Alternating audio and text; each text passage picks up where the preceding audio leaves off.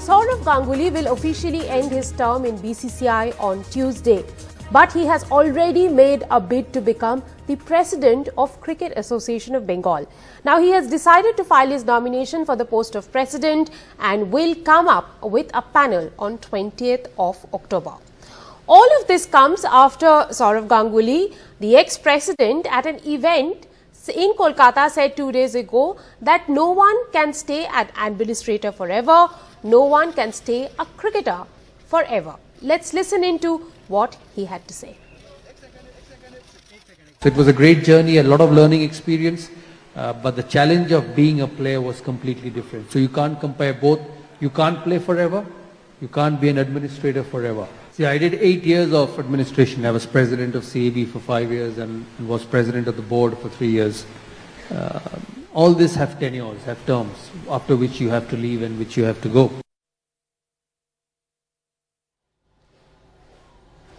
To talk about Sourav Ganguly's future in cricket administration now that he has made a bid to become the CAB president once again, I am joined at this hour by two senior sports journalists, Sharda Ugra and Gautam Bhattacharya.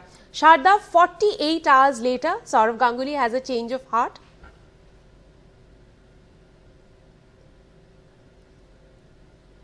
Sharda, I think you're on mute. Sorry.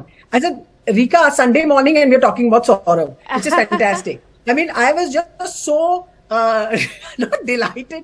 I was just so mystified to hear this news that he's standing for CAB president that I was thinking, okay, this is it. This is Saurav's life. This is how he lives. Go for it. You know, I mean, the thing is, he is a fundamental survivor in that sense. And it's almost like he's throwing a challenge to everyone who thought that we have all written his obituary, we have all, you know, done whatever khatma you have to do of his reputation and everything, and it's all come down. The final word is done. With Sourav Ganguly, the final word is never done. Yeah. This is it. This is his answer to everything. Absolutely. He has a comeback. He always has a comeback plan. Yeah. He always has a comeback. And it can, you know, so this 48 hours ago, the statement that he made in that advertising sponsorship endorsement event, it was fine at that point in time, but it's just changed. Like his thoughts and his opinions have changed. So he's changed his mind and he said he's going to stand for CAB elections. Gautam, let me come over to you. Sourav once again goes back to an office held by his mentor, Jagmohan Dalmia, who also had a rough ride in BCCI. But right now, when he goes back to CAB, Sourav must be having a target. Gautam, the question is for you. I think his line is frozen. Sharda, let me come back to you with that question. Sourav, when he goes back to CAB, he must be having a target. There must be larger ambitions. I don't know, honestly. You know, I cannot pretend to read his mind, nor should you even try. Particularly not Saurav's mind in that sense. So whatever his ambitions may be, it almost could be a sense of, listen, I'll show you. You are saying all these things about me. I will show you. It could be as simple as that, or it could be that he's just making use of the fact that the Supreme Court gave administrators something like almost 12 years that you can keep hopping between one sort of post to another before you actually have to cool off. So he said, okay, it's not my time to cool off. I've got 4 years more. I can do it. Why don't I do it? So it's also that. And you know, given that everyone has played fast and loose with reform regulations, I don't know if Sourav should be held to a high standard. Say, no, you are captain of India. You must do this. It's like it's free for all for everyone. So that's why it looks like he said, look, I can do it. So why don't I? I mean, there's a chance for me to do it, so why don't I? I mean, but honestly, I really don't know what, I can't pretend I know what goes on in his mind. Sharda, in BCCI, there are no permanent friends, no permanent enemies. But how difficult now will it be for him, you know, the road ahead, given that he allegedly was a BJP candidate to become the BCCI president, and then allegedly it was a powerful minister in BJP who decided on his exit route? You know, the thing is that if you're going to put up some names to stand for the ICC post, which is seen as the next big thing that's going to happen, we must realize that this is a post that becomes like a political power game, and Sourav can play it as well as anybody else in the board.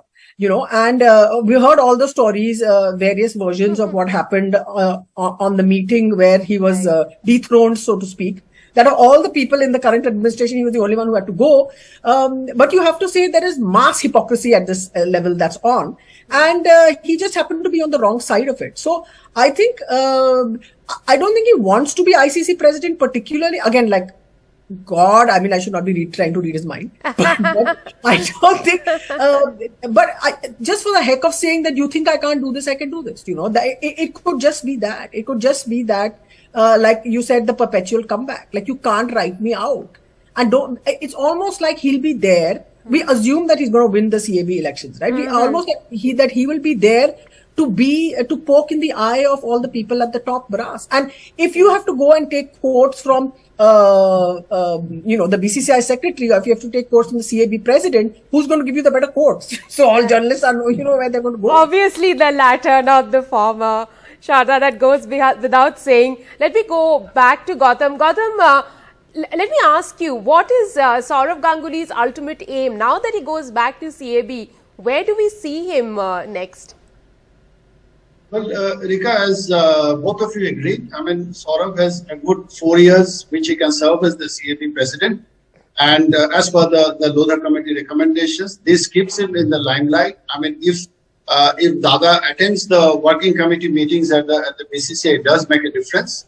Next year, you have got the ICC World Cup in India. And from what I gather, I mean, CAB has got major, expansion and makeover plans for the Eden Gardens, which had been a bit, over for all its hello and history, it can now do with some repairs. So he will be seen as a man, as a hands-on man in the forefront of it all. And he likes it. As far as ICC is concerned, that would be the long-term ambition. I mean, he is keeping his doors open. In 2020, I would like to believe there was a good opportunity which he let go. He thought he was not, he still has age on his side to be the ICC president. So with him, you can never have the last word, as Sharda says. For now, it's staying in the limelight and looking at the BCCI officialdom in the eye when he goes for the meetings. Sharda, one of the reasons Ganguly exited the BCCI apparently was because of his conflict of interest, his complete disregard for that. How will it impact his future as a cricket administrator now? I don't think any of that will impact his future as a cricket administrator, because conflict of interest is something that is, it's spread over like butter and jam all over the BCCI. It exists. Conflict of interest is what took the BCCI to court. That's what took it. And Mr. Srinivasan, and do you find it ironic? Do you find it ironic that Mr. Srinivasan spoke about Sourav Ganguly's conflict of interest? I find it hilarious, and I find it over-righteous. Of course, you can say he should not have been doing banyan ads, and you understand that. You understand the propriety of it. But cricket administration is a really dirty and a really bloody game. And so Sourav says, fine, I can do what I want. If nobody in the BCCI was able to stop him from doing this or tick him off, or even because they're all involved in it. And he just got away because of whichever side of the political sort of the bandwagon he was on. He just got tossed out at this point. But they're all involved in it. I mean, Mr. Srinivasan saying this is hilarious because of him, the BCCI is in court and the recommendations came to be, and they managed to overturn them in a month or so ago. So this thing. That's not to say that conflict of interest is bad. That's where all of this Lodha committee recommendations and all the committees happened, and now once again conflict of interest coming up. But when it comes to Sourav Ganguly, no one, literally no one, can write the last word. Thank you very much, Sharda and Gautam, for joining me with that to talk about that very interesting topic at this hour.